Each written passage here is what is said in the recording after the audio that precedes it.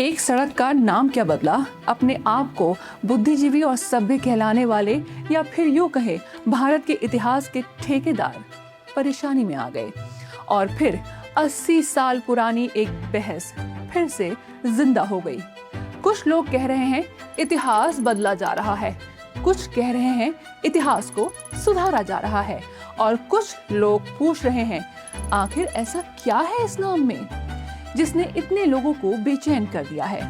नमस्कार, मैं हूं पूनम मकोरिया और आप देख रहे हैं उत्तरांचल देव। कोलकाता की एक सड़क जिसे वर्षों तक सोहरावर्दी एवेन्यू के नाम से जाना जाता था, अब गोपाल मुखर्जी मार्ग कहलाएगी। सुनने में ये सिर्फ एक प्रशासनिक फैसला लगता है, लेकिन अगर आप इस नाम के पीछे छिपी कहानी को समझेंगे तो पाएंगे कि ये सिर्फ सड़क का नाम नहीं बल्कि भारत के विभाजन, सांप्रदायिक दंगों, गांधी, मुस्लिम लीग और एक ऐसे व्यक्ति की कहानी है जिसे कुछ लोग नायक कहते हैं और कुछ लोग विवादित चरित्र। उस व्यक्ति का नाम है गोपाल मुखर्जी यानी गोपाल पाठा। वीडियो में आगे गोपाल मुखर्जी के बारे में विस्तार से बात करेंगे, लेकिन उससे पहले हमें 1946 के कोलकाता में चलना होगा। 16 अगस्त 1946 मोहम्मद अली जिन्ना ने डायरेक्ट एक्शन डे का आह्वान किया। उस समय बंगाल में मुस्लिम लीग की सरकार थी। मुख्यमंत्री थे हुसैन शहीद सोहरावर्दी। डायरेक्ट एक्शन डे के बाद कोलकाता की सड़कों पर भयानक हिंसा भड़क उठी। हजारों लोग मारे गए, दुकानें जलाई गई, घरों को निशाना बनाया गया। पूरा शहर कई दिनों तक हिंसा की आग में जलता रहा। आज भी इतिहास की किताबों में इस घटना को ग्रेट कैलकाटा किलिंग के नाम से याद किया जाता है। यहीं से शुरू होती है सोहरावर्दी को लेकर सबसे बड़ी बहस।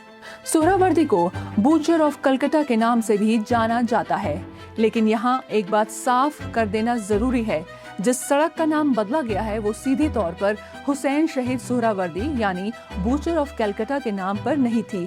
उस सड़क का नाम था सोहरावर्दी एवेन्यू और ये नाम रखा गया था हुसैन सोहरावर्दी के चाचा हसन सोहरावर्दी के नाम पर।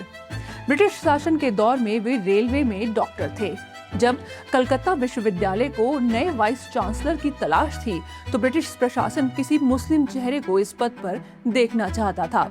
ऐसे में हसन सोहरावर्दी को ये जिम्मेदारी दी गई। उनका शिक्षा जगत से कोई विशेष संबंध नहीं था और मूल रूप से शिक्षाविद वे नहीं थे।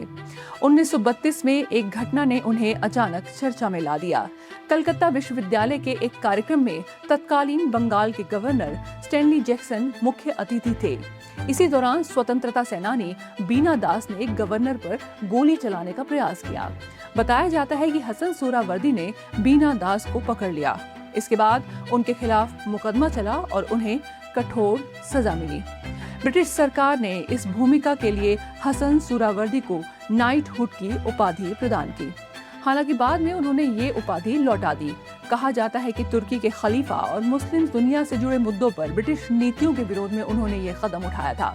लेकिन विडंबना देखिए, आज विवाद हसन सोहरावर्दी की वजह से कम और उनके भतीजे की वजह से ज्यादा है।